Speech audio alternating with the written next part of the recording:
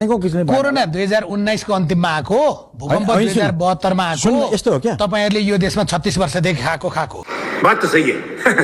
राज्य त तपाईहरुको पालामा पनि त बड गजब तालले चलेकै रहेछ। त्यति बेला गल्तीले बिचौलिया ठेकेदार र बढी आर्थिक हिसाब किताबमा अनियमितता गरेका, अवैध तरिकाले सम्पत्ति आर्जन गरेका दीपक भट्ट जो अहिले जेल चलान भइसकेका छन्, तिनको संलग्नता पनि त गजबको रहेछ।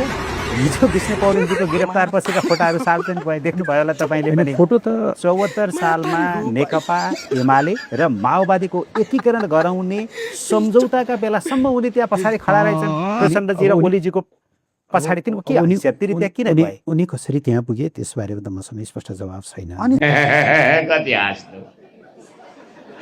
कांग्रेस एमाले त पार्टी सडकमा राख्दा भइगयो नि निलामीमा। कांग्रेस पार्टी एमाले कांग्रेस त सडकमा लिलामीमा पनि किन्दैनन् मान्छेले। त्यति सस्तो भइसक्यो। त्यति सस्तो भइसक्यो। के को पार्टी हो नि यिनीहरू? तपाईहरुले पहिला मुलुकलाई ठिक ढंगले ठिक दिशातिर लैदिएको थियो, त्यो भएर जनताले तपाईलाई भोट नदिए। हैन यस्तो हो, त्यो तपाईले भन्नुको ठिकै हो कि क्याम्पसको कक्षा कोठा जस्तो भन्नुस्। हैन मैले म तपाईलाई भन्दै नि त। त्यो संसदमा विगतमा जे हुन्थ्यो अहिले पनि त्यस्तै भइरहेछ, फरक भइरहेछ। तपाईलाई यो तेस्रो पटक संसदमा आउँदा चाहिँ जनताका कुरा भन्न आए जस्तो, त्यहाँ जनताका कुरा भए जस्तो, यो संसदले जनताको प्रतिनिधित्व गरे जस्तो लाग्छ त? के भने तपाईले पहिला मुलुकलाई ठिक ढंगले ठिक दिशातिर लैदिएको थियो, त्यो भएर जनताले तपाईलाई भोट नदिए।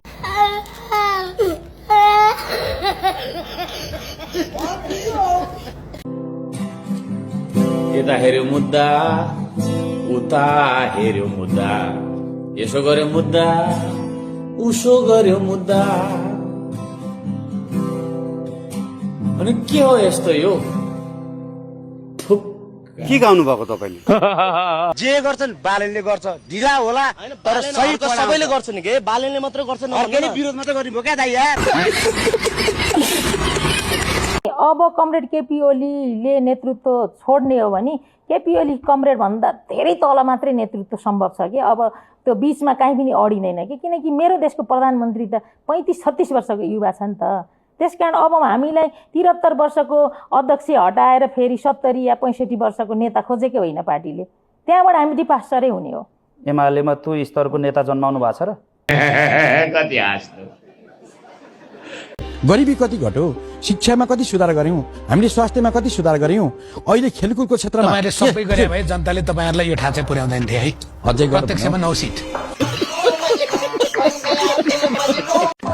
मिस्टर बालेन, हैन म प्रश्न गर्न चाहन्छु, तपाई कहाँ जानु भएको थियो?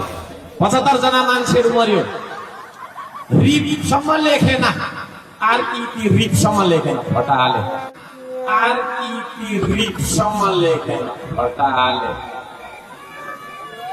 के बोले भाइ? अब के बोले? के छ थाहा बोले?